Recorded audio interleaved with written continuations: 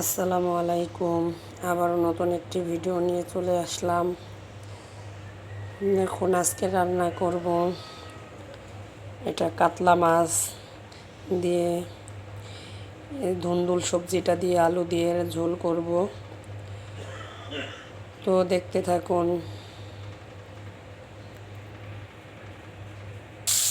তো দেখুন প্রথমে মাছটা ভেজে নিচ্ছি, তারপরে মনে করেন সবজি দিয়ে রান্না করব।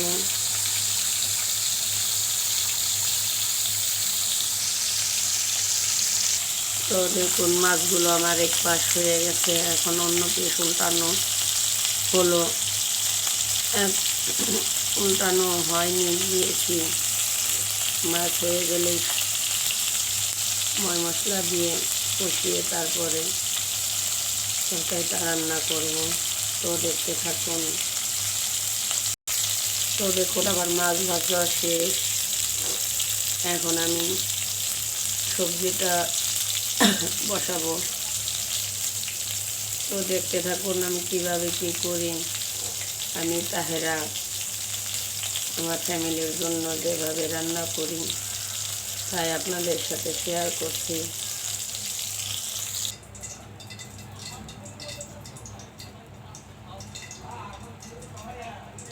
তো দেখুন পেঁয়াজ ভাজার পরে এখন আমি মশলা দিলাম।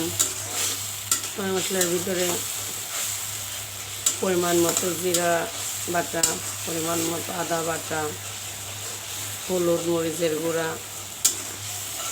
লবণ এইসব দিয়ে এখন ভালোভাবে মশলাটা কষিয়ে নিব, তারপরে সবজিটা দিয়ে দেব। তো দেখুন আমার মশলা থেকে তেল উপরে উঠে এসেছে, এখন আমি সবজিটা দিয়ে দিব।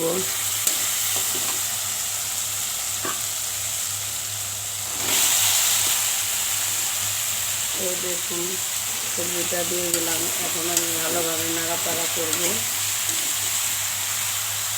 তো দেখুন আমি কীভাবে রান্না করি। সবজি কষানো অর্ধেক হয়েছে, এখন আমি এই যে মাছটা এটাও দিয়ে দিব, যাতে সাথে কষানো হয় ভালোভাবে। মশলা, ঝাল মশলা, লবণ যেন ভিতরে যায়।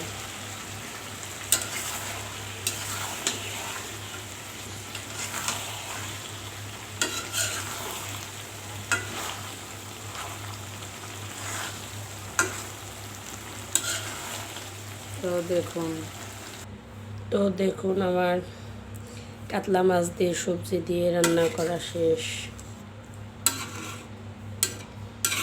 কেমন হয়েছে জানাবেন।